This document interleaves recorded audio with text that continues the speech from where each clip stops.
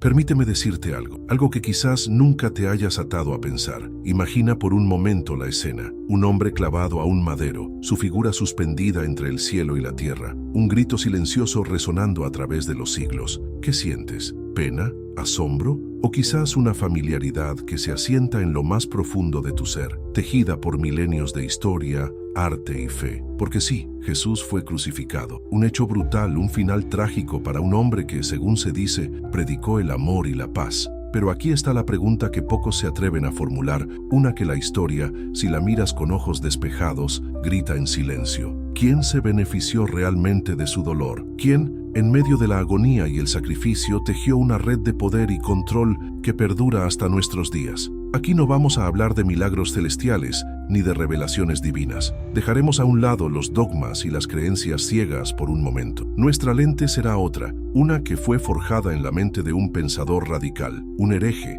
un hombre que se atrevió a mirar la realidad de frente, sin velos ni ilusiones, Baruch Spinoza. Él, con la frialdad de la razón y la agudeza de la lógica, nos demostró cómo el sufrimiento puede ser una herramienta poderosa, capaz de moldear imperios, de crear instituciones, de controlar multitudes. ¿Te atreves a desvelar esta verdad, por incómoda que sea? Si estás listo para cuestionar lo que siempre te han contado, si estás dispuesto a ver la política, el poder y la psicología detrás de uno de los eventos más trascendentales de la historia, entonces quédate. Esto es más que un video, es un viaje hacia la comprensión de cómo el dolor de uno puede convertirse en el beneficio de muchos. Y ahora, quiero hacerte una pregunta personal. ¿Desde qué país nos estás viendo? ¿Y a qué hora es que te estás sumergiendo en esta profunda reflexión? Tómate un segundo y déjanos tu respuesta en los comentarios. Nos encanta saber hasta dónde llega este mensaje. Y si estás viendo esto desde tu celular, por favor dale un buen like.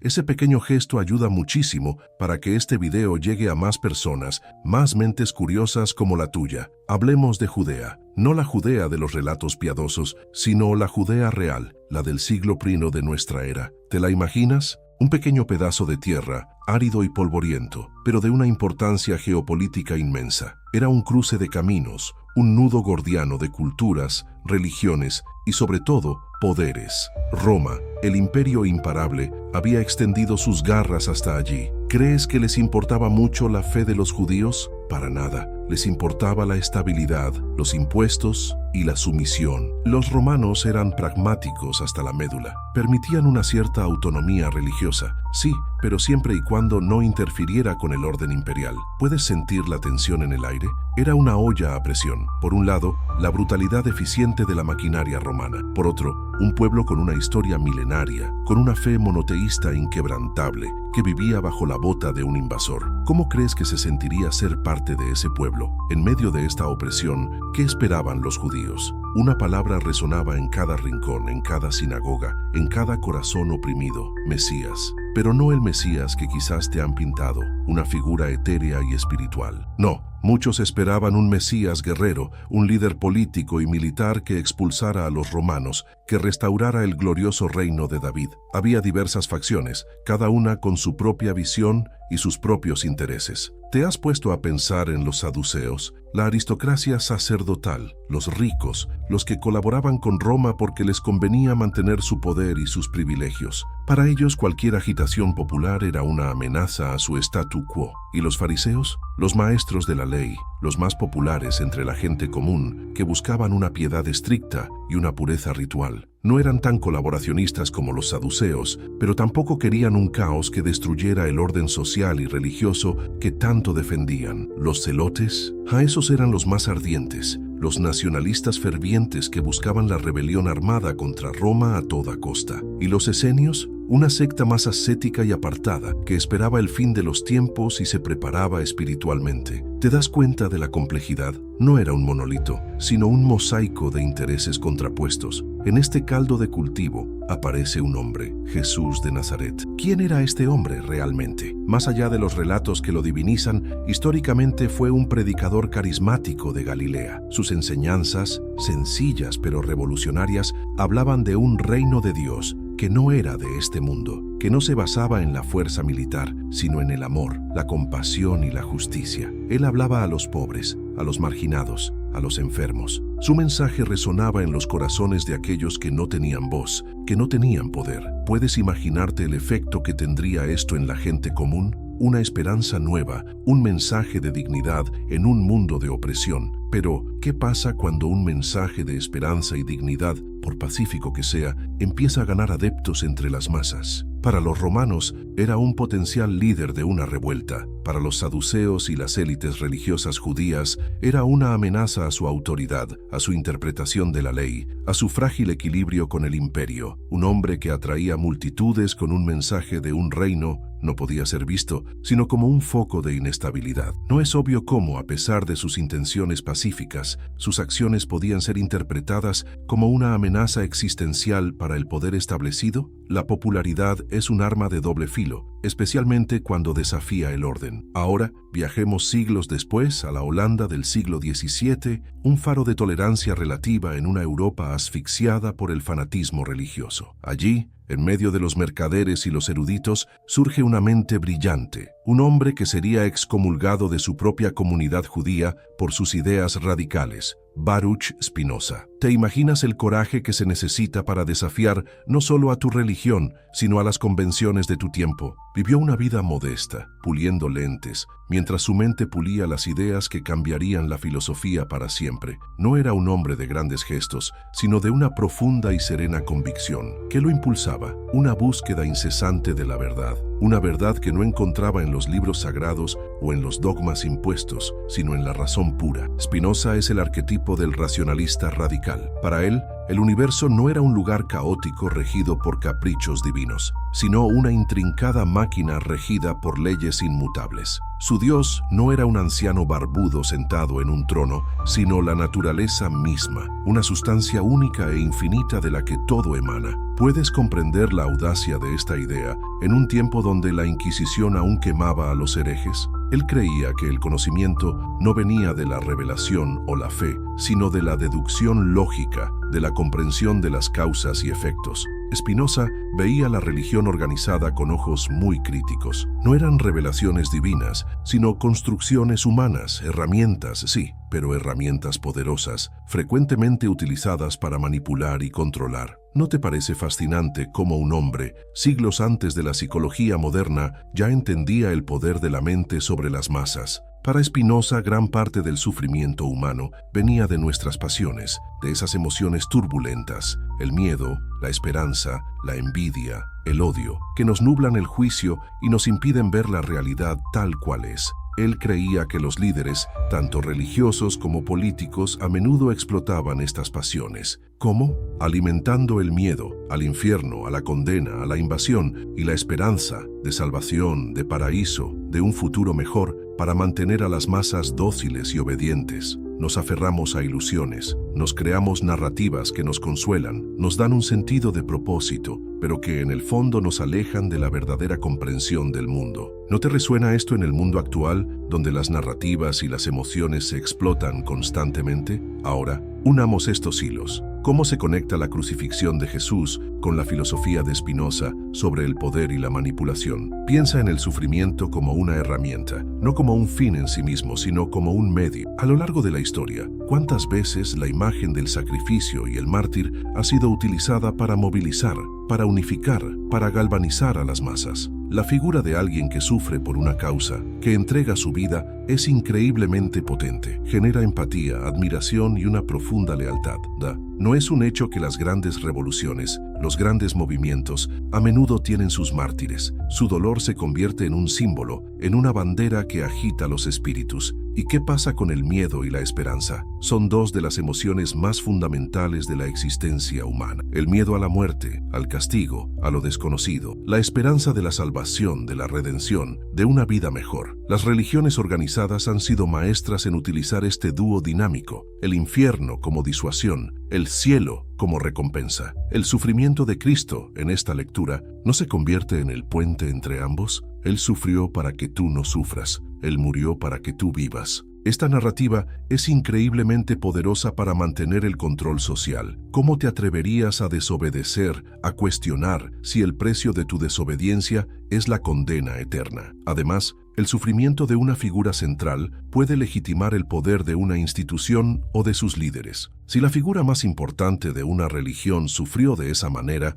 y tú eres el custodio de su legado, ¿no te da una autoridad moral inmensa? La Iglesia Católica, por ejemplo, se autoproclama la heredera de Pedro, el apóstol sobre quien Jesús supuestamente construyó su iglesia. ¿Puedes ver cómo esta conexión directa con el sufrimiento y el sacrificio inicial le otorga una autoridad que va más allá de lo meramente terrenal? Es un ancla poderosa en la psique de los creyentes. La narrativa de la víctima, cuidadosamente construida, no solo genera empatía, sino que también puede ser explotada para generar lealtad inquebrantable, para justificar acciones, incluso para silenciar la disidencia. Quien se opone a la institución, ¿no se opone acaso al sacrificio del mártir, a la voluntad divina? Es una trampa retórica muy efectiva. Regresemos al día de la crucifixión. ¿Quiénes fueron los beneficiarios inmediatos de la muerte de Jesús? Empecemos por el Imperio Romano. Para ellos, Jesús era simplemente un agitador más, una potencial chispa que podía encender una rebelión en una provincia ya de por sí volátil. La crucifixión era la forma estándar de ejecución para los rebeldes y los esclavos. Era una advertencia brutal, un espectáculo público diseñado para infundir terror y disuadir cualquier futura insurrección. La eliminación de Jesús, independientemente de quién fuera, reafirmó la autoridad de Roma y mantuvo la Pax Romana. ¿No crees que su muerte fue un mensaje claro y conciso para cualquiera que pensara en desafiar al César? Las élites religiosas judías, especialmente los saduceos, también se beneficiaron enormemente. Jesús, con su popularidad entre las masas y sus críticas al establishment religioso, era una amenaza directa a su autoridad y a su modo de vida. Sus enseñanzas sobre un reino de amor y justicia desafiaban la jerarquía y el legalismo. ¿Y qué hay de su afirmación de ser el Hijo de Dios o el Mesías en un sentido espiritual? Para ellos era blasfemia. La ejecución de Jesús eliminó una voz disidente y peligrosa, permitiéndoles mantener su control sobre el templo, sus ritos y, crucialmente, sus acuerdos con los romanos. ¿No es obvio que para ellos Jesús era un problema que debía ser solucionado y su muerte la solución más conveniente? El Sanedrín, el Consejo Supremo Judío, jugó un papel clave en la condena de Jesús. ¿Sus motivos? Miedo. Miedo a que una revuelta mesiánica, con Jesús a la cabeza, provocara una intervención romana aún más brutal y la destrucción de la nación judía. Es mejor que un hombre muera por el pueblo, y no que toda la nación perezca, dijo Caifás el sumo sacerdote. Una frase fría y calculadora. ¿Ves la lógica detrás de esa decisión? Era una cuestión de supervivencia política, sacrificar a uno para salvar los intereses de muchos, especialmente los propios intereses del Sanedrín y su modus vivendi con Roma. Y por último, la figura de Judas Iscariote. Su traición ha sido demonizada por siglos. Pero, ¿y si miramos más allá de la simple maldad? ¿Y si sus motivos fueran más complejos? Algunos historiadores sugieren que Judas era un celote que esperaba que Jesús se alzara como un líder militar y político. Su traición podría haber sido un intento de forzar a Jesús a manifestar su poder, a iniciar la revuelta esperada. O quizás, simplemente, Judas fue instrumentalizado, un peón en un juego mucho más grande de poder y traición. Su acto, cualquiera que fuera su motivación real, fue el catalizador que permitió a las autoridades arrestar y condenar a Jesús. ¿No te parece que la historia de Judas es mucho más que la simple historia de un traidor, sino la de alguien cuyas acciones, voluntarias o involuntarias, sirvieron a un propósito mayor para otros? Pero la historia no terminó con la crucifixión. De hecho, fue apenas el comienzo. ¿Qué sucedió después? El sufrimiento y la muerte de Jesús, en lugar de ser el fin, se convirtieron en la semilla de algo inmenso. El nacimiento de una nueva religión. La creencia en la resurrección fue el motor. ¿Puedes comprender el poder de una narrativa donde la muerte no es el fin, sino el paso a una nueva vida, a la victoria sobre el sufrimiento? Esta idea transformó la desesperación de los primeros seguidores en una fe inquebrantable. El mito de la resurrección,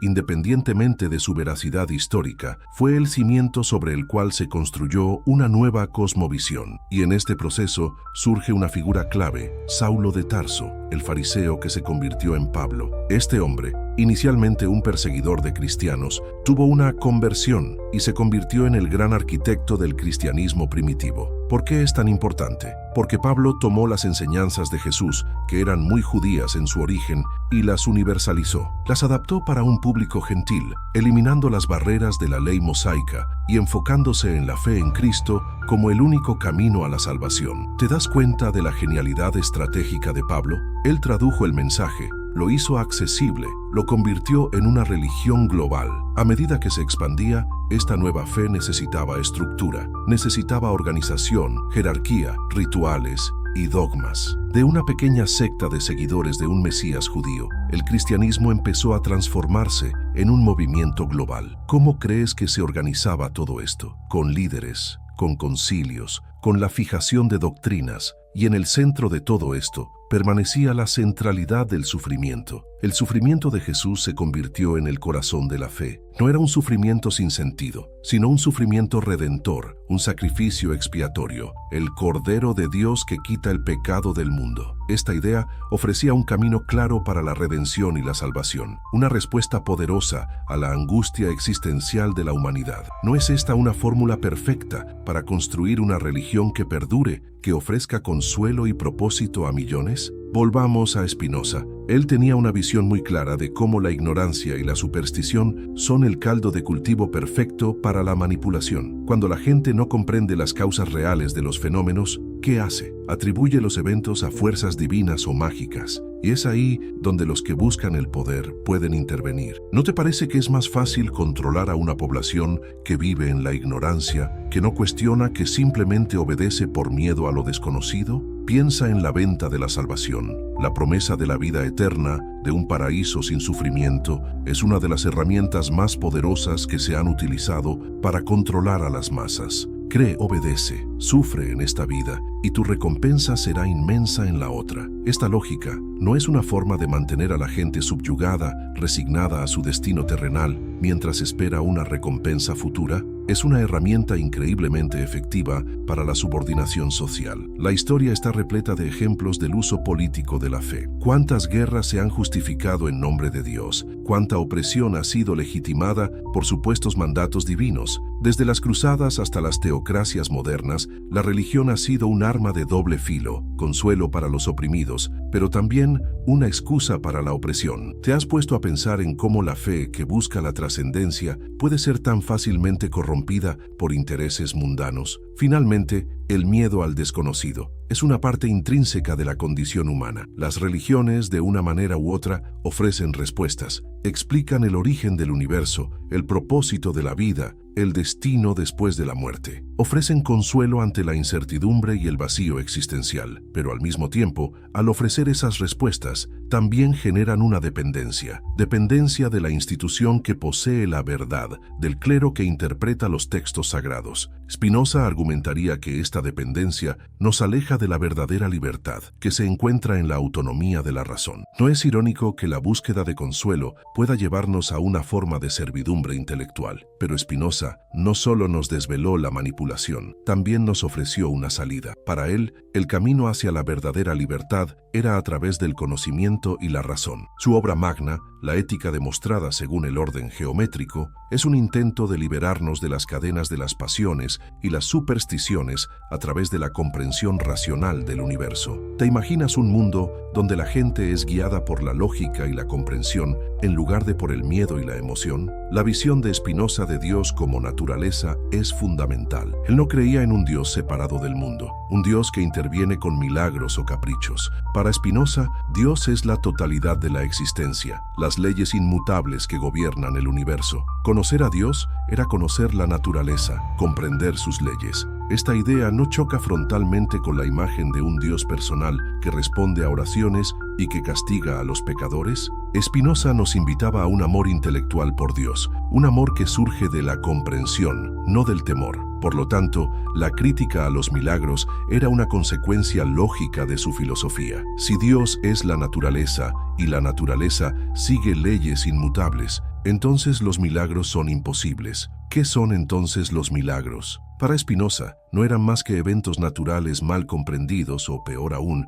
invenciones diseñadas para fortalecer el poder religioso. ¿Por qué las religiones se aferran tanto a la idea de los milagros? porque son la prueba tangible de la intervención divina, la justificación de su autoridad. Si el clero puede interceder ante un Dios que realiza milagros, ¿no les da eso un poder inmenso sobre la vida de las personas? Spinoza nos retaba a mirar más allá de lo inexplicable y a buscar la explicación racional. En última instancia, Spinoza nos legó la valentía de cuestionar. Nos instó a no aceptar nada por fe ciega, a no someternos a ninguna autoridad, ni política ni religiosa, sin someterla al examen de la razón. ¿No es esta una de las lecciones más importantes que podemos aprender hoy, en un mundo donde la información y la desinformación compiten constantemente por nuestra atención? Su filosofía es un llamado a la autonomía intelectual, a la capacidad de pensar por nosotros mismos, de formar nuestras propias convicciones basadas en la evidencia y la lógica. Y así, la historia de la crucifixión de Jesús y la filosofía de Spinoza se entrelazan de maneras sorprendentes. La persistencia del mito es innegable. Siglos después, la narrativa de la crucifixión sigue siendo una fuerza cultural y religiosa inmensa. ¿Cómo es posible que un evento tan antiguo siga moldeando nuestras sociedades, nuestras leyes, nuestras costumbres, incluso en un mundo que se dice secularizado? El poder de la narrativa, la resonancia emocional del sacrificio, perdura más allá de cualquier lógica. Y sí, hay una industria de la fe. Las grandes instituciones religiosas a lo largo de la historia y hasta el día de hoy son entidades económicas masivas. ¿Quién se beneficia? No solo los líderes religiosos, sino toda una infraestructura de templos, escuelas, obras de caridad y a veces no tan caritativas. El sufrimiento de Jesús, interpretado y reinterpretado, sigue generando valor, no solo espiritual, sino también material. ¿Es cínico pensar así? Quizás, pero es un hecho innegable si observamos la realidad con la frialdad de Spinoza. La análisis de Spinoza no se limita a la antigüedad. Sus principios pueden aplicarse a nuevas formas de manipulación en nuestra era. Piensa en las ideologías políticas que explotan el miedo y el resentimiento, en los cultos modernos que prometen la salvación a cambio de una lealtad absoluta, en el marketing de autoayuda que vende felicidad a cambio de tu dinero y tu obediencia. ¿No ves las mismas dinámicas spinozistas operando en estos fenómenos contemporáneos? La manipulación de las pasiones humanas para el beneficio de unos pocos es una constante, solo que las formas cambian. Por eso, la búsqueda de la verdad sigue siendo imperativa. Spinoza nos invita a mirar más allá de las superficies, a desconfiar de las narrativas fáciles, a cuestionar la autoridad, a usar nuestra propia razón. La verdad para Spinoza no es una revelación, sino una conquista. Una conquista que requiere esfuerzo, coraje y una mente abierta. ¿Estás dispuesto a emprender esa búsqueda, incluso si lo que encuentras te resulta incómodo? Entonces, ¿cuál es la conclusión ineludible de todo esto? Jesús fue crucificado, y su dolor, ese sufrimiento inmenso, fue optimizado, fue transformado, no por un designio divino arbitrario, sino por intereses humanos muy terrenales. Fue utilizado para consolidar el poder, para establecer una nueva orden, para construir una de las instituciones más influyentes de la historia. La perspectiva de Spinoza no es un ataque a la fe personal o a la espiritualidad genuina, es una denuncia de la explotación y la manipulación que a menudo se disfrazan de divinidad. Su mensaje final es claro: la verdadera liberación no reside en la obediencia ciega, sino en el conocimiento y en la capacidad de ver el mundo tal cual es, sin velos de ilusión o de pasión desmedida. No es un regalo invaluable esa capacidad de pensar por ti mismo, de cuestionar, de analizar. Ahora que sabes todo esto, la pregunta es para ti. ¿Vas a seguir siendo un mero espectador de las narrativas que te presentan, o te convertirás en un pensador crítico, capaz de identificar quién se beneficia realmente de la dolor de los demás, de la fe de los demás, de la ignorancia de los demás? La elección, mi amigo, es completamente tuya. Si este video te hizo pensar, si te abrió los ojos a una nueva perspectiva, tengo un favor que pedirte. Compártelo con alguien. Compártelo con ese amigo, ese familiar, esa persona que crees que necesita aprender la verdadera realidad, la realidad detrás de las apariencias. Ayúdanos a llevar este conocimiento a más mentes. Y no olvides suscribirte al canal si aún no lo has hecho, para que podamos seguir explorando juntos estas preguntas fundamentales. La verdad es un camino sin fin y cada paso que damos juntos nos acerca un poco más a la libertad intelectual. Gracias por acompañarnos en esta profunda inmersión. Permítame decirte algo que quizás nunca te hayas atado a pensar. Imagina por un momento la escena. Un hombre clavado a un madero, su figura suspendida entre el cielo y la tierra, un grito silencioso resonando a través de los siglos. ¿Qué sientes? ¿Pena? ¿Asombro? ¿O quizás una familiaridad que se asienta en lo más profundo de tu ser, tejida por milenios de historia, arte y fe? Porque sí, Jesús fue crucificado. Un hecho brutal, un final trágico para un hombre que, según se dice, predicó el amor y la paz. Pero aquí está la pregunta que pocos se atreven a formular, una que la historia, si la miras con ojos despejados, grita en silencio. ¿Quién se benefició realmente de su dolor? ¿Quién, en medio de la agonía y el sacrificio, tejió una red de poder y control que perdura hasta nuestros días? Aquí no vamos a hablar de milagros celestiales ni de revelaciones divinas. Dejaremos a un lado los dogmas y las creencias ciegas por un momento. Nuestra lente será otra, una que fue forjada en la mente de un pensador radical, un hereje, un hombre que se atrevió a mirar la realidad de frente, sin velos ni ilusiones, Baruch Spinoza. Él, con la frialdad de la razón y la agudeza de la lógica, nos demostró cómo el sufrimiento puede ser una herramienta poderosa, capaz de moldear imperios, de crear instituciones, de controlar multitudes. ¿Te atreves a desvelar esta verdad, por incómoda que sea? Si estás listo para cuestionar lo que siempre te han contado, si estás dispuesto a ver la política, el poder y la psicología detrás de uno de los eventos más trascendentales de la historia, entonces quédate. Esto es más que un video, es un viaje hacia la comprensión de cómo el dolor de uno puede convertirse en el beneficio de muchos. Y ahora, quiero hacerte una pregunta personal. ¿Desde qué país nos estás viendo? ¿Y a qué hora es que te estás sumergiendo en esta profunda reflexión? Tómate un segundo y déjanos tu respuesta en los comentarios. Nos encanta saber hasta dónde llega este mensaje. Y si estás viendo esto desde tu celular, por favor dale un buen like. Ese pequeño gesto ayuda muchísimo para que este video llegue a más personas, más mentes curiosas como la tuya. Hablemos de Judea. No la Judea de los relatos piadosos, sino la Judea real, la del siglo I de nuestra era. ¿Te la imaginas? Un pequeño pedazo de tierra, árido y polvoriento, pero de una importancia geopolítica inmensa. Era un cruce de caminos, un nudo gordiano de culturas, religiones y sobre todo poderes. Roma, el imperio imparable, había extendido sus garras hasta allí. ¿Crees que les importaba mucho la fe de los judíos? Para nada. Les importaba la estabilidad, los impuestos y la sumisión. Los romanos eran pragmáticos hasta la médula. Permitían una cierta autonomía religiosa, sí, pero siempre y cuando no interfiriera con el orden imperial. Puedes sentir la tensión en el aire. Era una olla a presión. Por un lado, la brutalidad eficiente de la maquinaria romana. Por otro, un pueblo con una historia milenaria, con una fe monoteísta inquebrantable, que vivía bajo la bota de un invasor. ¿Cómo crees que se sentiría ser parte de ese pueblo? En medio de esta opresión, ¿qué esperaban los judíos? Una palabra resonaba en cada rincón, en cada sinagoga, en cada corazón oprimido: Mesías. Pero no el Mesías que quizás te han pintado, una figura etérea y espiritual. No, muchos esperaban un Mesías guerrero, un líder político y militar que expulsara a los romanos, que restaurara el glorioso reino de David. Había diversas facciones, cada una con su propia visión y sus propios intereses. ¿Te has puesto a pensar en los saduceos? La aristocracia sacerdotal, los ricos, los que colaboraban con Roma porque les convenía mantener su poder y sus privilegios. Para ellos cualquier agitación popular era una amenaza a su statu quo. ¿Y los fariseos? Los maestros de la ley, los más populares entre la gente común, que buscaban una piedad estricta y una pureza ritual. No eran tan colaboracionistas como los saduceos, pero tampoco querían un caos que destruyera el orden social y religioso que tanto defendían. Los celotes, a esos eran los más ardientes, los nacionalistas fervientes que buscaban la rebelión armada contra Roma a toda costa. ¿Y los esenios? Una secta más ascética y apartada, que esperaba el fin de los tiempos y se preparaba espiritualmente. ¿Te das cuenta de la complejidad? No era un monolito, sino un mosaico de intereses contrapuestos. En este caldo de cultivo aparece un hombre, Jesús de Nazaret. ¿Quién era este hombre realmente? Más allá de los relatos que lo divinizan,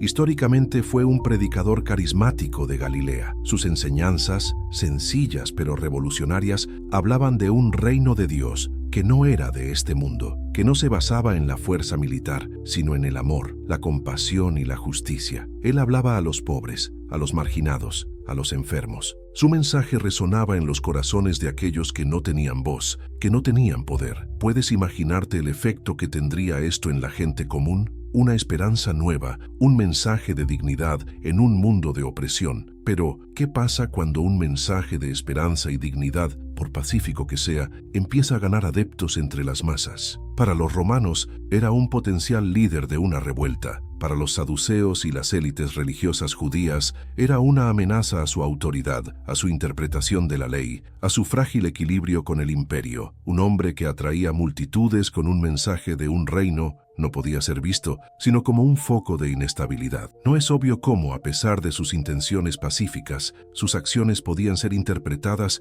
como una amenaza existencial para el poder establecido. La popularidad es un arma de doble filo, especialmente cuando desafía el orden. Ahora, viajemos siglos después a la Holanda del siglo XVII, un faro de tolerancia relativa en una Europa asfixiada por el fanatismo religioso. Allí, en medio de los mercaderes y los eruditos, surge una mente brillante, un hombre que sería excomulgado de su propia comunidad judía por sus ideas radicales. Baruch Spinoza. ¿Te imaginas el coraje que se necesita para desafiar no solo a tu religión, sino a las convenciones de tu tiempo? Vivió una vida modesta, puliendo lentes, mientras su mente pulía las ideas que cambiarían la filosofía para siempre. No era un hombre de grandes gestos, sino de una profunda y serena convicción. ¿Qué lo impulsaba? Una búsqueda incesante de la verdad. Una verdad que no encontraba en los libros sagrados o en los dogmas impuestos, sino en la razón pura. Spinoza es el arquetipo del racionalista radical.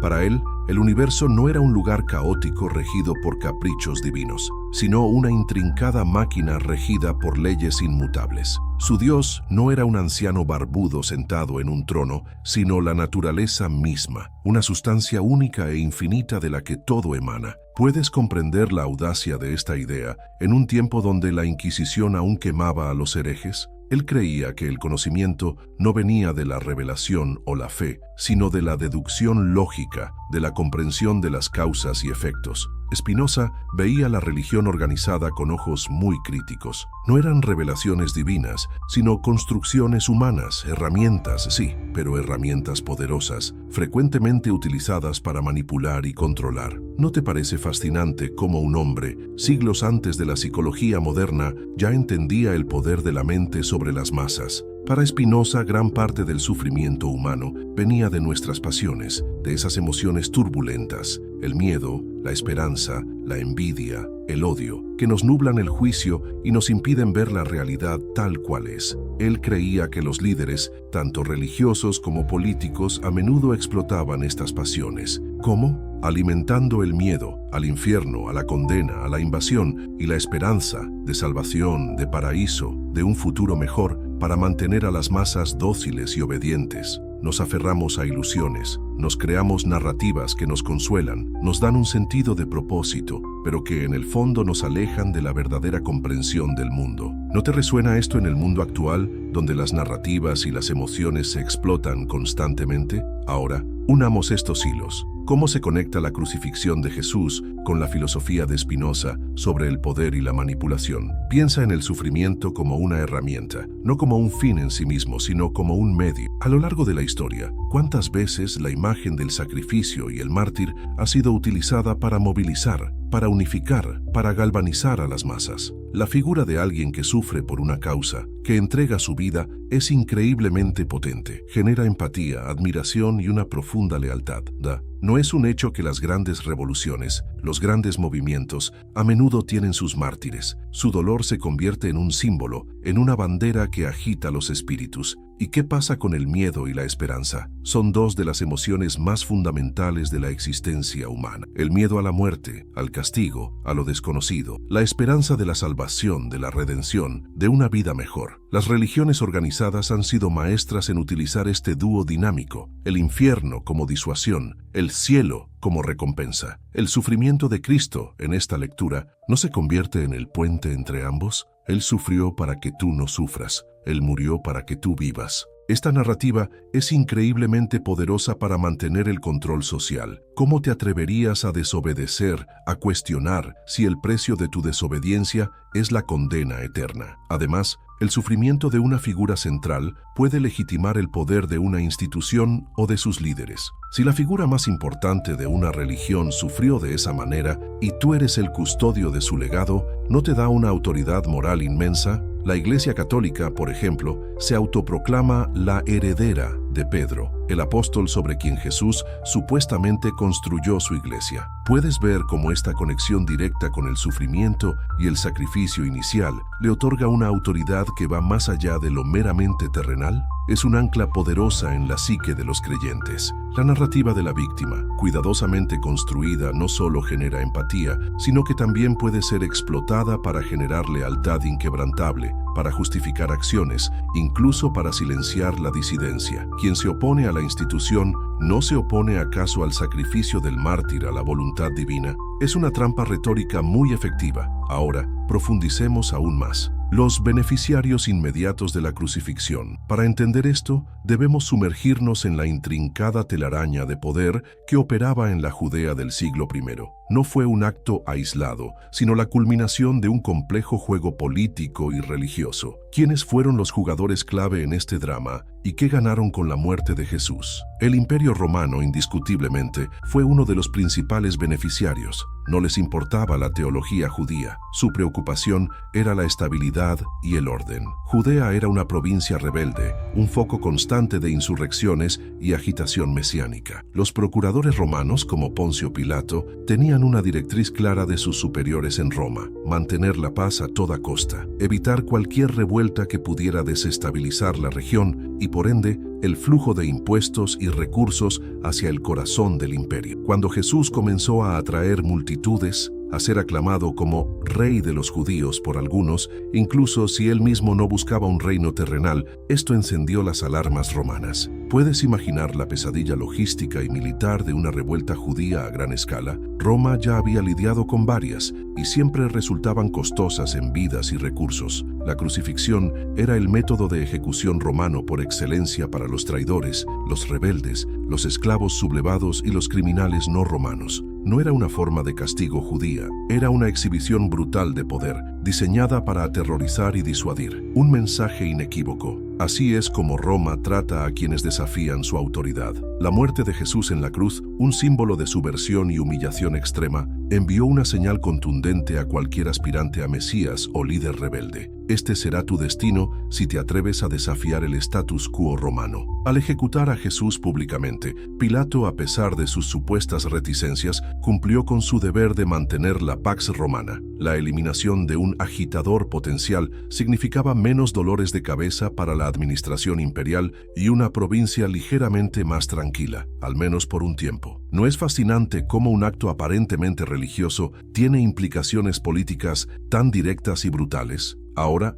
consideremos a las élites religiosas judías, representadas principalmente por los saduceos. Estos eran la aristocracia sacerdotal, las familias adineradas que controlaban el templo de Jerusalén y, por extensión, gran parte de la vida religiosa y económica de Judea. Su poder dependía de un delicado equilibrio: mantener la autonomía religiosa judía mientras colaboraban lo suficiente con los romanos para no perder sus privilegios. Jesús, con sus enseñanzas radicales y su creciente popularidad entre las clases bajas, representaba una amenaza existencial para ellos. Sus críticas a la hipocresía religiosa, a la comercialización del templo y su proclamación de un reino de Dios que parecía subvertir la autoridad terrenal eran explosivas. Para los saduceos, el orden establecido, aunque bajo la dominación romana, era preferible al caos que Jesús parecía instigar. Temían que una revuelta popular liderada por Jesús, o incluso una malinterpretación de sus intenciones por parte de Roma, resultara en una represión romana masiva que destruiría el templo y con ello su poder y su modo de vida. ¿Puedes imaginar el pánico que sentirían al ver a las multitudes aclamando a Jesús en la entrada de Jerusalén? La frase atribuida a Caifás, el sumo sacerdote en el Evangelio de Juan, resuena con una lógica fría y calculadora. Conviene que uno muera por el pueblo y no que toda la nación perezca. Esto no era una declaración de fe, sino una decisión política pragmática. Eliminar a Jesús era un sacrificio necesario para preservar sus propios intereses y la estabilidad, precaria como era, de la Judea romana. La muerte de Jesús, por lo tanto, les permitió salvaguardar su status quo, su influencia y su relación con los ocupantes romanos. ¿No es un claro ejemplo de cómo el interés propio puede disfrazarse de bien común? El Sanedrín, el Tribunal Supremo Judío, fue el cuerpo que condenó a Jesús bajo cargos de blasfemia y sedición. Su participación fue crucial. Este consejo, compuesto por saduceos, fariseos y escribas, era el máximo poder judicial judío. Aunque los romanos se reservaban el derecho a ejecutar sentencias de muerte, la condena del Sanedrín era fundamental para justificar la acción de Pilato. ¿Por qué el Sanedrín, un cuerpo judío, querría la muerte de Jesús, un judío? El miedo, una vez más, fue el motor principal. Miedo a la reacción romana, miedo a perder su autoridad y autonomía. Temían que si no actuaban con decisión contra Jesús, los romanos lo verían como una señal de debilidad o complicidad, lo que podría llevar a una intervención romana aún más dura y a la aniquilación de la nación judía, tal como ocurrió décadas después con la destrucción del Segundo Templo en el año 70 d.C.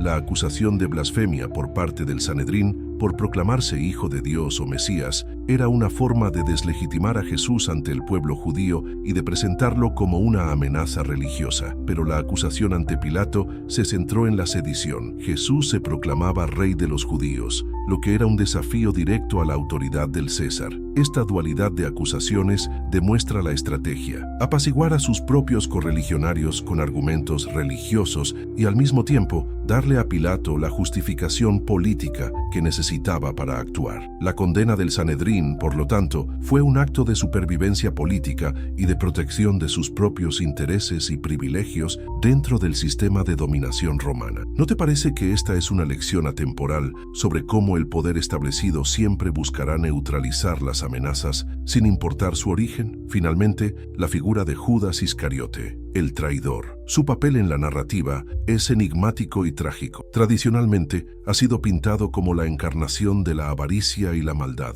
Pero si su historia fuera más compleja, más ligada a los intrincados juegos de poder de la época, algunos historiadores y teólogos han propuesto que Judas no fue simplemente un traidor por dinero. ¿Y si era un celote desilusionado? Es plausible que Judas, al igual que muchos judíos de su tiempo, esperara un Mesías político y militar que liberara a Israel del yugo romano. Quizás vio en Jesús a un líder con un inmenso potencial, pero que se negaba a tomar las riendas del poder terrenal. Desde esta perspectiva, la traición de Judas podría interpretarse como un intento desesperado de forzar a Jesús a manifestar su poder sobrenatural, a iniciar la revuelta que todos esperaban. Si Judas entregaba a Jesús a las autoridades, ¿no sería esa la señal para que Jesús finalmente revelara su poder mesiánico y derrocara a los romanos y a sus colaboradores? La desilusión de Judas ante la pasividad de Jesús podría haberlo llevado a un acto extremo, con la esperanza de que desencadenara la verdadera revolución. Trágicamente, su plan, si es que era ese, salió mal. La muerte de Jesús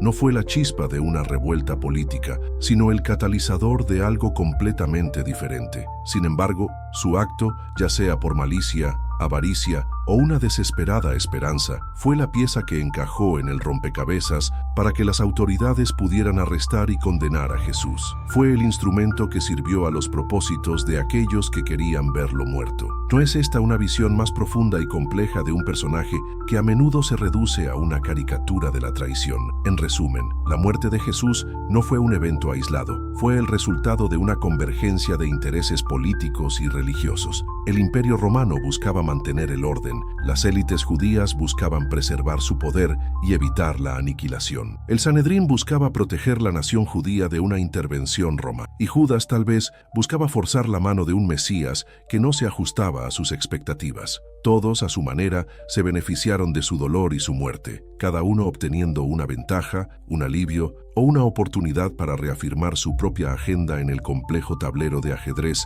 de la Judea romana. Pero la historia, asombrosamente, no terminó con la crucifixión. De hecho, fue apenas el comienzo. La muerte de Jesús, lejos de silenciar su movimiento, lo transformó y lo catapultó hacia una escala global inimaginable. ¿Cómo un evento tan trágico pudo convertirse en la semilla de una de las religiones más grandes y duraderas de la humanidad? Aquí es donde la narrativa, el mito y la organización entran en juego de una manera que Spinoza, con su aguda visión, habría analizado con gran detalle. El motor principal de esta transformación fue la creencia en la resurrección. ¿Puedes comprender el poder inmenso de una narrativa donde la muerte no es el fin, sino la puerta a una nueva vida, la victoria definitiva sobre la oscuridad? Para los seguidores de Jesús, que estaban dispersos y desesperados después de su crucifixión, la creencia en que había resucitado de entre los muertos no solo revivió su esperanza, sino que la hizo inquebrantable. Esta idea trascendió la derrota terrenal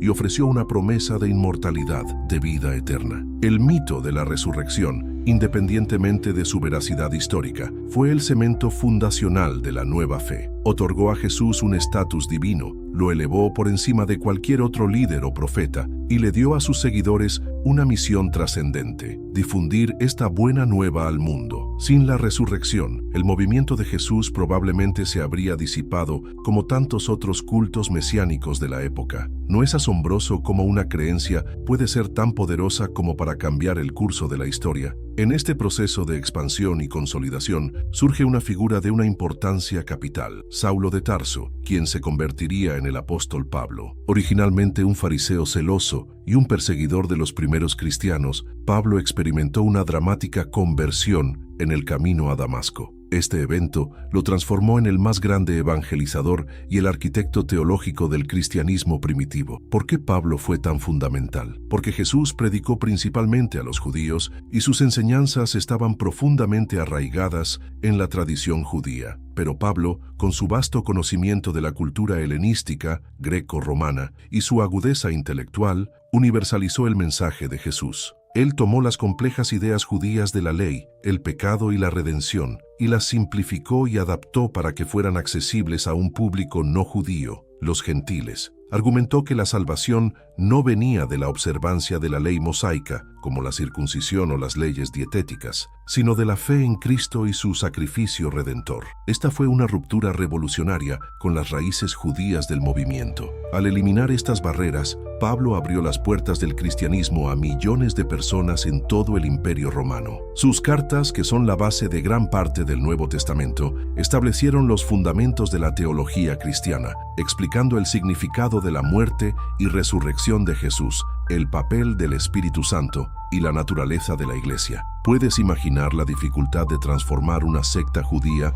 en una religión con atractivo global? Pablo lo logró, y su visión y celo misionero fueron incomparables. A medida que el cristianismo se extendía, la necesidad de organización y jerarquía se volvió imperativa. Lo que comenzó como una serie de comunidades dispersas y, a menudo, sin conexión, tuvo que estructurarse para sobrevivir y crecer. Empezaron a surgir líderes reconocidos, obispos, presbíteros, diáconos. Se establecieron rituales comunes, bautismo, eucaristía, y se fijaron dogmas y doctrinas para asegurar la unidad y la ortodoxia. ¿Te das cuenta de cómo la espontaneidad inicial tuvo que dar paso a la institucionalización? Se crearon redes de comunicación entre las comunidades, se celebraron concilios para resolver disputas teológicas y se empezó a compilar lo que eventualmente se convertiría en el Nuevo Testamento. Esta institucionalización fue crucial para la supervivencia del cristianismo. Le dio una forma, una cohesión, una voz unificada que podía resistir la persecución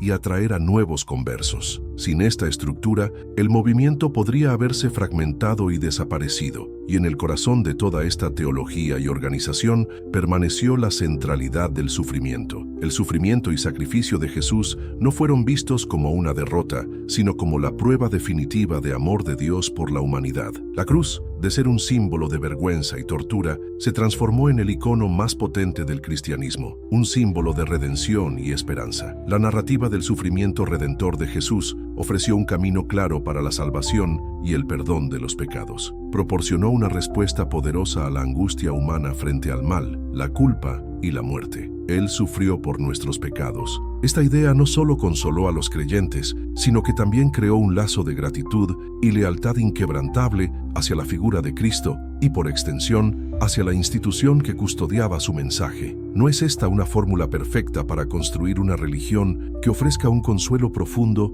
y un propósito trascendente a millones de personas a lo largo de los siglos? Ahora, volvamos a la mente aguda de Spinoza y cómo sus observaciones sobre la naturaleza humana y el poder se aplican directamente a la formación y el mantenimiento de las religiones organizadas. Spinoza tenía una visión muy clara de que la ignorancia y la superstición son el terreno más fértil para la manipulación. ¿Por qué? Porque cuando las personas carecen de un conocimiento racional de las causas de los eventos, cuando no comprenden el funcionamiento del mundo natural, ¿a qué recurren? Recurren a explicaciones sobrenaturales, a fuerzas invisibles, a la intervención divina. Y es precisamente en ese vacío de conocimiento donde los líderes, tanto religiosos como políticos, pueden insertar sus propias narrativas para controlar. ¿No te parece que es mucho más fácil gobernar a una población que vive en la ignorancia y el miedo que a una que es ilustrada y crítica? Spinoza sostenía que los sacerdotes y los líderes religiosos, históricamente, han explotado esta ignorancia para consolidar su propio poder. ¿Cómo? Presentándose como los intermediarios exclusivos entre los seres humanos y lo divino, los únicos que pueden interpretar la voluntad de Dios, los únicos que pueden ofrecer la salvación o el perdón. Esta posición les otorga una autoridad inmensa y una influencia sin par sobre la vida de las personas. ¿Te das cuenta de cómo, al presentarse como los poseedores de la verdad divina, pueden exigir obediencia y sumisión? Un ejemplo claro de esto, que Spinoza habría criticado con vehemencia, es lo que podríamos llamar la venta de la salvación. La promesa de la vida eterna, de un paraíso sin sufrimiento, es una de las herramientas más poderosas que se han utilizado para controlar a las masas. La lógica es implacable. Sufre en esta vida, obedece nuestras reglas, cree en nuestros dogmas, y tu recompensa será inmensa y eterna en la otra vida. Esta narrativa no solo ofrece consuelo y esperanza, sino que también sirve para apaciguar la disidencia y justificar las desigualdades sociales. ¿Por qué rebelarse contra la opresión terrenal si tu verdadera recompensa está en el cielo? Esta es una forma increíblemente efectiva de mantener a la gente subyugada, resignada a su destino actual, mientras espera una recompensa futura que solo la institución puede garantizar. Spinoza vería esto como una forma de servidumbre disfrazada de devoción. La historia está plagada de ejemplos del uso político de la fe. Desde los emperadores romanos que se divinizaban, pasando por las monarquías europeas que justificaban su derecho divino a reinar, hasta las teocracias modernas, la religión ha sido y sigue siendo un arma de doble filo. Ha sido utilizada para justificar guerras santas, cruzadas, yihads, para oprimir a las minorías, inquisición, persecuciones religiosas, y para legitimar gobiernos autoritarios que reclaman tener el favor divino. ¿Cuántos regímenes han invocado a Dios para justificar sus acciones, por brutales que fueran? La fe, que en su esencia busca la trascendencia y la conexión con lo sagrado, puede ser fácilmente corrompida y convertida en una herramienta para el poder terrenal. Spinoza, quien sufrió las consecuencias del fanatismo religioso, lo entendía perfectamente. Finalmente hay que hablar del miedo al desconocido. Es una parte intrínseca de la condición humana. Nos aterroriza la incertidumbre, la muerte, el vacío, el caos. Las religiones, de una manera u otra, ofrecen respuestas a estas preguntas fundamentales. Explican el origen del universo, el propósito de la vida, el destino después de la muerte. Ofrecen consuelo ante la angustia existencial y un sentido de orden en un mundo que a menudo parece caótico. Pero al ofrecer estas respuestas, también generan una dependencia profunda. Dependencia de la institución que posee la verdad, del clero que interpreta los textos sagrados y que actúa como guía espiritual. Esta dependencia puede llevar a una pérdida de la autonomía individual, a una abdicación de la razón en favor de la fe ciega. Spinoza argumentaría que esta dependencia nos aleja de la verdadera libertad que se encuentra en la autonomía de la razón y en la comprensión clara y distinta de la realidad. ¿No es irónico que la búsqueda de consuelo pueda, en última instancia, llevarnos a una forma de servidumbre intelectual? Spinoza nos invita a romper esas cadenas, a buscar la verdad por nosotros mismos, a no ceder nuestro poder a aquellos que se benefician de nuestra ignorancia y nuestro miedo. Entonces, ¿cuál es la conclusión ineludible de todo esto? Jesús fue crucificado y su dolor, ese sufrimiento inmenso, fue optimizado, fue transformado, no por un designio divino arbitrario, sino por intereses humanos muy terrenales. Fue utilizado para consolidar el poder, para establecer una nueva orden, para construir una de las instituciones más influyentes de la historia. La perspectiva de Spinoza no es un ataque a la fe personal o a la espiritualidad genuina, es una denuncia de la explotación y la manipulación que a menudo se disfrazan de divinidad. Su mensaje final es claro. La verdadera liberación no reside en la obediencia ciega, sino en el conocimiento y en la capacidad de ver el mundo tal cual es, sin velos de ilusión o de pasión desmedida. No es un regalo invaluable esa capacidad de pensar por ti mismo, de cuestionar, de analizar. Ahora que sabes todo esto, la pregunta es para ti. ¿Vas a seguir siendo un mero espectador de las narrativas que te presentan o te convertirás en un pensador crítico, capaz de identificar quién se beneficia del dolor de los demás, de la fe de los demás, de la ignorancia de los demás? La elección, mi amigo, es completamente tuya. Si este video te hizo pensar, si te abrió los ojos a una nueva perspectiva, tengo un favor que pedirte. Compártelo con alguien. Compártelo con ese amigo, ese familiar, esa persona que crees que necesita aprender la verdadera realidad, la realidad detrás de las apariencias. Ayúdanos a llevar este conocimiento a más mentes. Y no olvides suscribirte al canal si aún no lo has hecho, para que podamos seguir explorando juntos estas preguntas fundamentales. La verdad es un camino sin fin, y cada paso que damos juntos nos acerca un poco más a la libertad intelectual. Gracias por acompañarnos en esta profunda inmersión. Imagina por un momento la escena. Un hombre clavado a un madero, su figura suspendida entre el cielo y la tierra, un grito silencioso resonando a través de los siglos. ¿Qué sientes? ¿Pena? ¿Asombro? ¿O quizás una familiaridad que se asienta en lo más profundo de tu ser, tejida por milenios de historia, arte y fe? Porque sí, Jesús fue crucificado.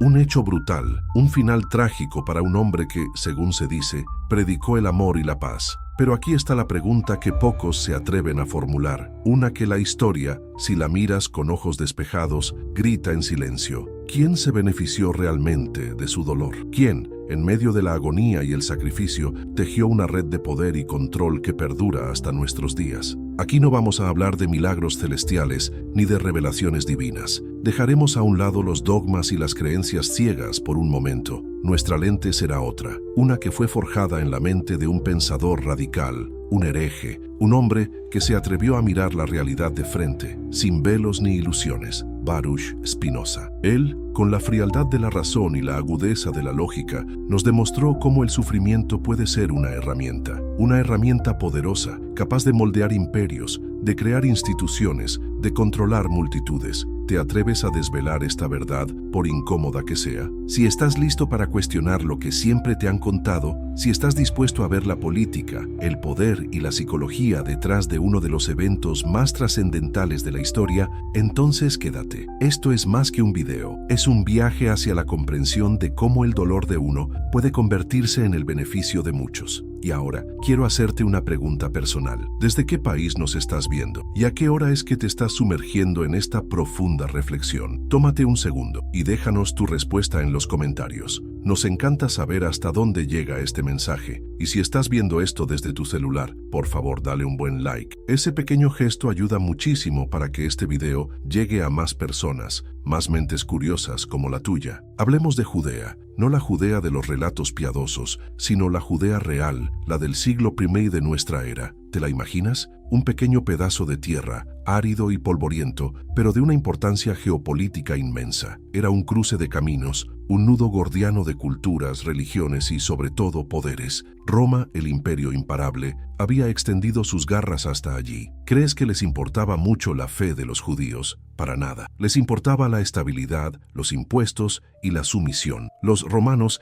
eran pragmáticos hasta la médula. Permitían una cierta autonomía religiosa, sí, pero siempre y cuando no interfiriera con el orden imperial. Puedes sentir la tensión en el aire. Era una olla a presión. Por un lado, la brutalidad eficiente de la maquinaria romana. Por otro, un pueblo con una historia milenaria, con una fe monoteísta inquebrantable, que vivía bajo la bota de un invasor. ¿Cómo crees que se sentiría ser parte de ese pueblo? En medio de esta opresión, ¿qué esperaban los judíos? Una palabra resonaba en cada rincón, en cada sinagoga, en cada corazón oprimido: Mesías. Pero no el Mesías que quizás te han pintado, una figura etérea y espiritual. No, muchos esperaban un Mesías guerrero, un líder político y militar que expulsara a los romanos, que restaurara el glorioso reino de David. Había diversas facciones, cada una con su propia visión y sus propios intereses. ¿Te has puesto a pensar en los saduceos? La aristocracia sacerdotal, los ricos, los que colaboraban con Roma porque les convenía mantener su poder y sus privilegios. Para ellos cualquier agitación popular era una amenaza a su statu quo. ¿Y los fariseos? Los maestros de la ley, los más populares entre la gente común, que buscaban una piedad estricta y una pureza ritual. No eran tan colaboracionistas como los saduceos, pero tampoco querían un caos que destruyera el orden social y religioso que tanto defendían. ¿Los celotes? Esos eran los más ardientes, los nacionalistas fervientes que buscaban la rebelión armada contra Roma a toda costa. ¿Y los esenios? Una secta más ascética y apartada, que esperaba el fin de los tiempos y se preparaba espiritualmente. ¿Te das cuenta de la complejidad? No era un monolito, sino un mosaico de intereses contrapuestos. En este caldo de cultivo aparece un hombre, Jesús de Nazaret. ¿Quién era este hombre realmente? Más allá de los relatos que lo divinizan, históricamente fue un predicador carismático de Galilea. Sus enseñanzas, sencillas pero revolucionarias, hablaban de un reino de Dios que no era de este mundo, que no se basaba en la fuerza militar, sino en el amor, la compasión y la justicia. Él hablaba a los pobres, a los marginados, a los enfermos. Su mensaje resonaba en los corazones de aquellos que no tenían voz, que no tenían poder. ¿Puedes imaginarte el efecto que tendría esto en la gente común? Una esperanza nueva, un mensaje de dignidad en un mundo de opresión. Pero, ¿qué pasa cuando un mensaje de esperanza y dignidad, por pacífico que sea, empieza a ganar adeptos entre las masas? Para los romanos, era un potencial líder de una revuelta. Para los saduceos y las élites religiosas judías, era una amenaza a su autoridad, a su interpretación de la ley, a su frágil equilibrio con el imperio. Un hombre que atraía multitudes con un mensaje de un reino no podía ser visto, sino como un foco de inestabilidad. No es obvio cómo, a pesar de sus intenciones pacíficas, sus acciones podían ser interpretadas como una amenaza existencial para el poder establecido. La popularidad es un arma de doble filo, especialmente cuando desafía el orden. Ahora, viajemos siglos después a la Holanda del siglo XVII, un faro de tolerancia relativa en una Europa asfixiada por el fanatismo religioso. Allí, en medio de los mercaderes y los eruditos, surge una mente brillante, un hombre que sería excomulgado de su propia comunidad judía por sus ideas radicales, Baruch Spinoza. ¿Te imaginas el coraje que se necesita para desafiar no solo a tu religión, sino a las convenciones de tu tiempo? Vivió una vida modesta, puliendo lentes, mientras su mente pulía las ideas que cambiarían la filosofía para siempre. No era un hombre de grandes gestos, sino de una profunda y serena convicción. ¿Qué lo impulsaba? Una búsqueda incesante de la verdad. Una verdad que no encontraba en los libros sagrados o en los dogmas impuestos, sino en la razón pura. Spinoza es el arquetipo del racionalista radical. Para él, el universo no era un lugar caótico regido por caprichos divinos, sino una intrincada máquina regida por leyes inmutables. Su Dios no era un anciano barbudo sentado en un trono, sino la naturaleza misma, una sustancia única e infinita de la que todo emana. ¿Puedes comprender la audacia de esta idea en un tiempo donde la Inquisición aún quemaba a los herejes? Él creía que el conocimiento no venía de la revelación o la fe, sino de la deducción lógica, de la comprensión de las causas y efectos. Spinoza veía la religión organizada con ojos muy críticos. No eran revelaciones divinas, sino construcciones humanas, herramientas, sí, pero herramientas poderosas, frecuentemente utilizadas para manipular y controlar. ¿No te parece fascinante cómo un hombre, siglos antes de la psicología moderna, ya entendía el poder de la mente sobre las masas? Para Spinoza, gran parte del sufrimiento humano venía de nuestras pasiones, de esas emociones turbulentas, el miedo, la esperanza, la envidia, el odio, que nos nublan el juicio y nos impiden ver la realidad tal cual es. Él creía que los líderes, tanto religiosos como políticos, a menudo explotaban estas pasiones. ¿Cómo? Alimentando el miedo al infierno, a la condena, a la invasión y la esperanza de salvación, de paraíso, de un futuro mejor, para mantener a las masas dóciles y obedientes. Nos aferramos a ilusiones, nos creamos narrativas que nos consuelan, nos dan un sentido de propósito, pero que en el fondo nos alejan de la verdadera comprensión del mundo. ¿No te resuena esto en el mundo actual, donde las narrativas y las emociones se explotan constantemente? Ahora, unamos estos hilos. ¿Cómo se conecta la crucifixión de Jesús con la filosofía de Spinoza sobre el poder y la manipulación? Piensa en el sufrimiento como una herramienta, no como un fin en sí mismo, sino como un medio. A lo largo de la historia, ¿cuántas veces la imagen del sacrificio y el mártir ha sido utilizada para movilizar, para unificar, para galvanizar a las masas? La figura de alguien que sufre por una causa, que entrega su vida, es increíblemente potente. Genera empatía, admiración y una profunda lealtad.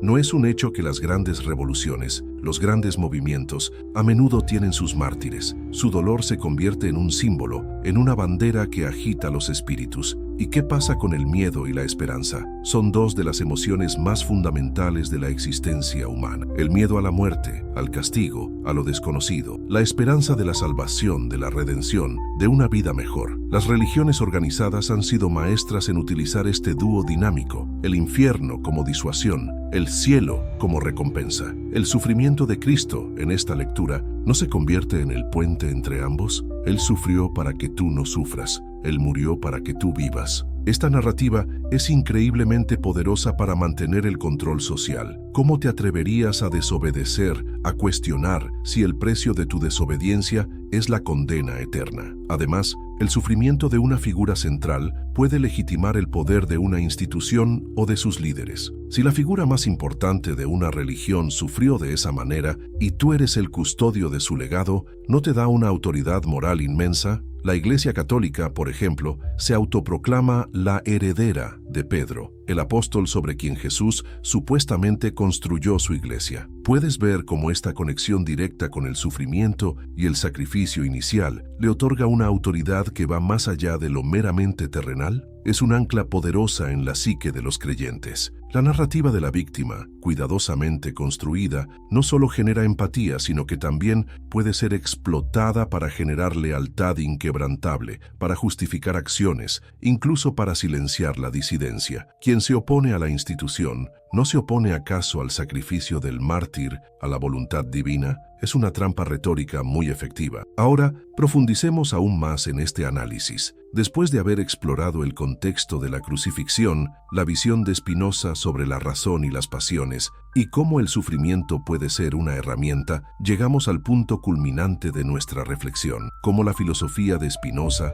nos ofrece una vía hacia la liberación intelectual y cómo estas ideas resuenan en el mundo contemporáneo. No se trata solo de desentrañar el pasado, sino de entender el presente y forjar un futuro con más conciencia. La filosofía de Spinoza, encapsulada en su monumental obra Ética demostrada según el orden geométrico, es, en esencia, un camino hacia la libertad intelectual. Para Spinoza, la verdadera libertad no consiste en hacer lo que uno quiere impulsado por pasiones desordenadas, sino en actuar por conocimiento y razón. Él argumentaba que somos esclavos cuando nuestras acciones son determinadas por emociones externas, por el miedo, la esperanza, el odio o la superstición, pero nos volvemos libres cuando nuestras acciones emanan de una comprensión clara y distinta de la realidad, cuando nuestras pasiones son templadas por la razón. ¿No es esta una visión radicalmente diferente de la libertad de la que a menudo se nos presenta? Es una libertad que no se nos da, sino que se conquista a través del esfuerzo intelectual y la autodisciplina. Para Spinoza, la naturaleza de Dios es crucial para esta liberación. Su concepto de Deus sive natura, Dios, es decir, la naturaleza, es revolucionario y para su tiempo blasfemo. Spinoza no creía en un Dios personal, antropomórfico, que interviene caprichosamente en los asuntos humanos. Para él, Dios no es un ser trascendente que creó el universo y luego se apartó, sino la sustancia infinita de la que todo está compuesto, la totalidad de la existencia, las leyes inmutables y eternas que rigen el cosmos. Conocer a Dios, para Spinoza, es conocer la naturaleza, comprender sus leyes necesarias y eternas. ¿Te imaginas el impacto de esta idea en un mundo dominado por el teísmo y la creencia en un Dios intervencionista? Despojaba a la divinidad de cualquier rasgo humano y, al hacerlo, también despojaba a las instituciones religiosas de su monopolio sobre la interpretación de la voluntad divina. No se necesitaba un sacerdote para hablar con Dios, se necesitaba la razón para comprender la naturaleza. Esta visión de un Dios inmanente y un universo regido por leyes naturales lleva directamente a la crítica de los milagros. Si Dios es la naturaleza y la naturaleza opera según leyes inmutables, entonces un milagro, un evento que viola esas leyes, es, por definición, imposible. Para Spinoza, los llamados milagros eran simplemente fenómenos naturales que la gente, en su ignorancia, no podía explicar y, por lo tanto, atribuía a la intervención divina. Pero no solo eso, Spinoza argumentaba que la creencia en milagros era funcional para el poder religioso. ¿Por qué? Porque si el clero puede afirmar que Dios interviene a través de ellos, que son los conductos de lo sobrenatural, ¿no les da esto un poder inmenso sobre las masas? Les permite presentarse como poseedores de un conocimiento y una autoridad inaccesibles para el común de los mortales. Al desacreditar los milagros, Spinoza estaba socavando una de las principales fuentes de autoridad y control de las instituciones religiosas. ¿No es asombroso cómo una idea filosófica tan abstracta puede tener implicaciones tan prácticas en la dinámica del poder? La filosofía de Spinoza, por lo tanto, es una invitación audaz a la valentía de cuestionar. Nos insta a no aceptar nada por fe ciega, a no someternos a ninguna autoridad, ni política ni religiosa, sin someterla al riguroso examen de la razón. En un mundo donde la propaganda y la desinformación son herramientas omnipresentes, la insistencia de Spinoza en el pensamiento crítico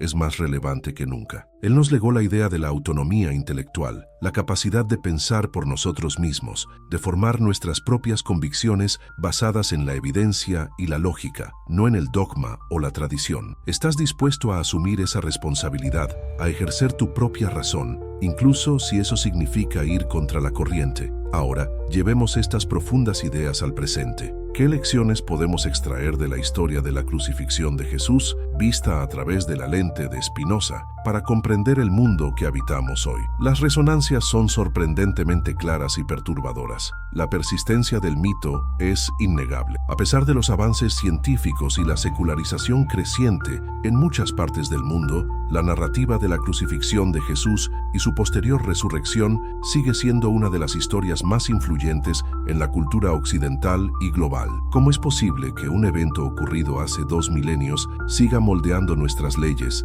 nuestras costumbres, nuestras festividades, nuestra moral e incluso nuestra identidad individual y colectiva? El poder del mito no reside en su veracidad literal, sino en su capacidad de proporcionar significado, de conectar a las personas con algo trascendente, de darles un sentido de propósito y pertenencia. La historia de Jesús, con su drama de sacrificio y redención, sigue siendo un ancla emocional y cultural para miles de millones. ¿No es asombroso cómo una narrativa puede trascender el tiempo y la lógica para mantener su agarre sobre la psique humana? Y sí, de este mito y su institucionalización ha surgido una vasta industria de la fe. No se trata de un juicio moral, sino de una observación fáctica desde una perspectiva espinosista. Las grandes instituciones religiosas son entidades económicas y políticas masivas, con propiedades, inversiones, empleados y un vasto poder de influencia. ¿Quién se beneficia de esta industria? No solo el clero y los líderes religiosos, sino toda una compleja infraestructura de templos, escuelas, universidades, hospitales, medios de comunicación y organizaciones benéficas y no tan benéficas. El sufrimiento y el sacrificio de Jesús, interpretados y reinterpretados a lo largo de los siglos, siguen siendo la fuente de valor de esta vasta empresa. Se vende consuelo, se venden promesas de salvación, se venden ritos y sacramentos. Es cínico pensar en la fe en términos de una industria quizás para el creyente devoto, pero para el observador espinosista es una realidad ineludible de cómo el fervor espiritual se entrelaza con los intereses materiales y el poder institucional. Lo más crucial es que la perspicaz de Spinoza sobre la manipulación no se limita a la antigüedad. Sus principios pueden ser aplicados a las nuevas formas de manipulación que nos rodean hoy. Piensa en la política contemporánea. No utilizan los líderes políticos el miedo a los inmigrantes, al cambio climático, al terrorismo y la esperanza de un futuro mejor, de prosperidad, de seguridad, para movilizar a las masas y ganar votos. No se construyen narrativas de víctimas y salvadores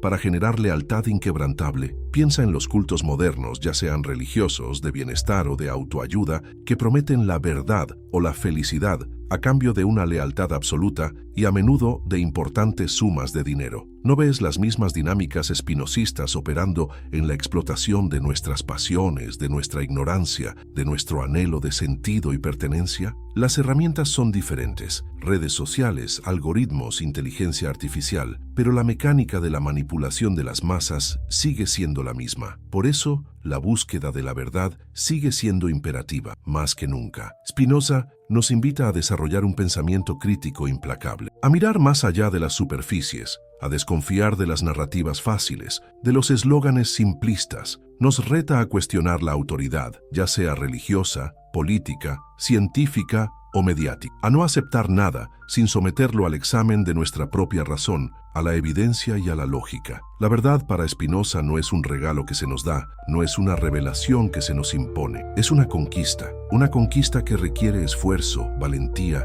una mente abierta y una voluntad inquebrantable de enfrentarse a las ilusiones, por muy reconfortantes que sean. ¿Estás dispuesto a emprender esa búsqueda, incluso si lo que encuentras te resulta incómodo, incluso si te obliga a desaprender lo que siempre te han enseñado? La verdadera libertad, según Spinoza, reside en esa búsqueda incesante.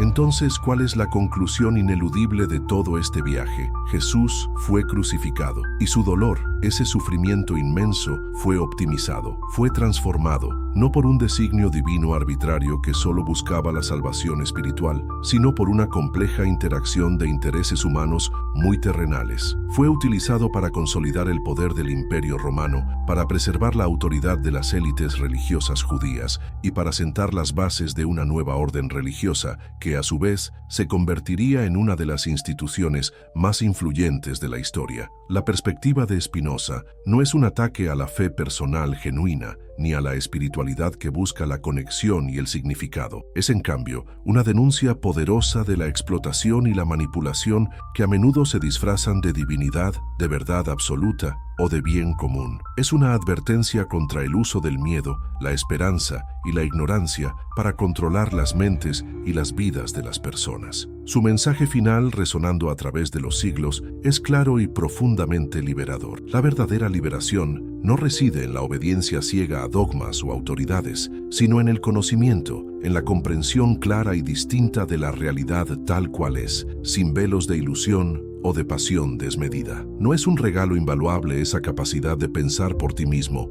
de cuestionar cada narrativa, de analizar cada afirmación? Es la base de toda verdadera autonomía y de toda sociedad verdaderamente libre. Ahora que sabes todo esto, que has visto cómo la historia se despliega bajo una luz diferente, la pregunta es para ti, y solo para ti. ¿Vas a seguir siendo un mero espectador de las narrativas que te presentan, aceptándolas sin más, o te convertirás en un pensador crítico, en un agente de tu propia comprensión, capaz de identificar quién se beneficia del dolor de los demás, de la fe de los demás, de la ignorancia de los demás? La elección, mi amigo, es completamente tuya. Esta es tu oportunidad de despertar a la verdadera realidad. Si este video te hizo pensar, si te abrió los ojos a una nueva perspectiva, tengo un favor que pedirte. Compártelo con alguien. Compártelo con ese amigo, ese familiar, esa persona que crees que necesita aprender la verdadera realidad, la realidad detrás de las apariencias. Ayúdanos a llevar este conocimiento a más mentes. Y no olvides suscribirte al canal si aún no lo has hecho, para que podamos seguir explorando juntos estas preguntas fundamentales. La verdad es un camino sin fin, y cada paso que damos juntos nos acerca un poco más a la libertad intelectual y a una comprensión más profunda de quiénes somos y cómo funciona el mundo. Gracias por acompañarnos en esta profunda inmersión.